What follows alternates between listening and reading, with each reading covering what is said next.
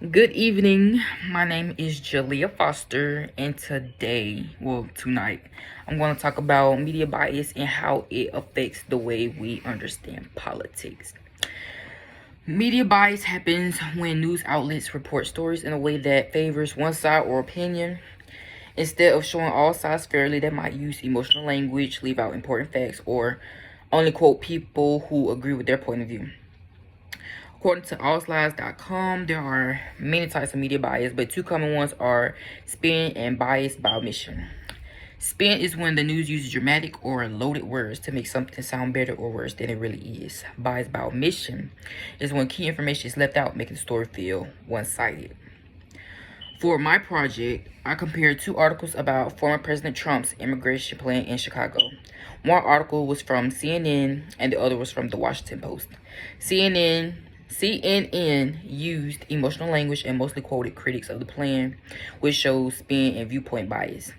The Washington Post gave a more balanced view, including both legal concerns and the administration's defense. This shows how different news outlets can shape the same story in different ways. Media bias doesn't just affect how stories are told, it also affects how people think. According to a Gallup poll from September 2025, only 31% of Americans said they trust the media a great deal or a fair amount. That means most people are skeptical about whether the news is fair or honest. When people don't trust the media, it becomes harder to have respectful conversations or agree on basic facts.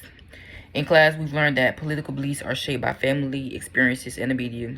This project helped me see how important it is to think critically about the news we read. By learning to spot bias, we can become smarter voters and better citizens. It's not just about picking sides, it's about understanding the full story. I wanted to do it based off of TikTok, because when you go on TikTok and in the comments, you have a lot of blue links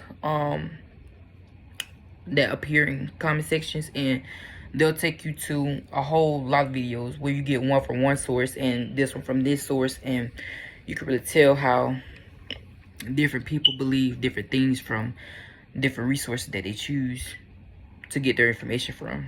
But I read one of the essays that was already done from earlier class or previous classmates, and I couldn't do that one, so I used resources that were